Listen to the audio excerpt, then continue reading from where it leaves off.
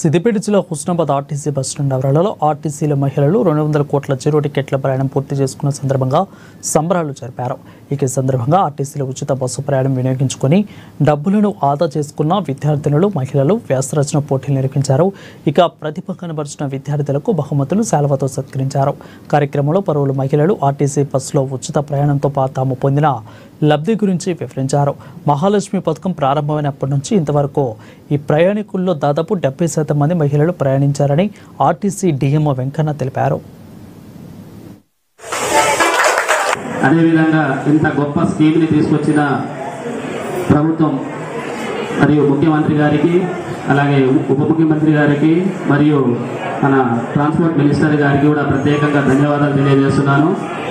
So ఇక్కడ మన డిపోకి వచ్చేసి దాదాపు ఇప్పటి వరకు దగ్గర టోటల్గా జనవరి మన డిసెంబర్ 9, 2023 నుండి ఇప్పటి వరకు దాదాపు 1,76,00,000 మంది ఏదైతే ఉన్నారో టోటల్ ప్యాసింజర్లో 1,22,00,000 మంది మహిళా ప్యాసింజర్లే ఉన్నారు.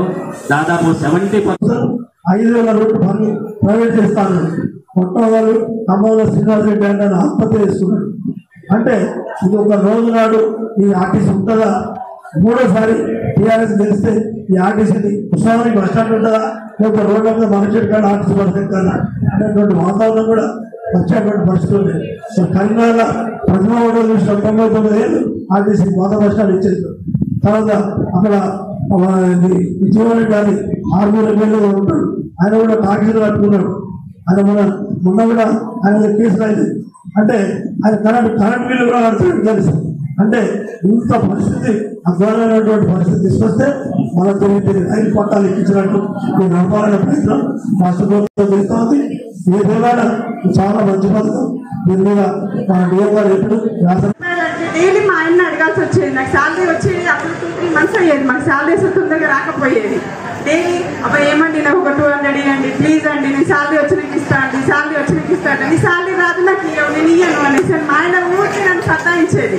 నేను అనుకునేదాన్ని అబ్బా స్వామి ప్లీజ్ స్వామి చార్జెస్ లేకుండా నేను స్కూల్కి వెళ్ళాలి, పీస్ఫుల్గా వెళ్ళాలి మళ్ళీ అని దేవుడికి ప్రార్థించుకునేదాన్ని అండి. ఆ దేవుడు నా ఓర ఆలోచించాడు అనుకుంటాను. అసలు నేను అదే అనుకున్నాను. స్టార్ట్ అవ్వగానే ఫస్ట్ నేను ఎక్కడికి కోట్లింగాల టెంపుల్కి వెళ్ళానండి. ఫస్ట్ రోజు వెళ్ళేసి దేవుడికి అభిషేకం చేయించి వచ్చానండి.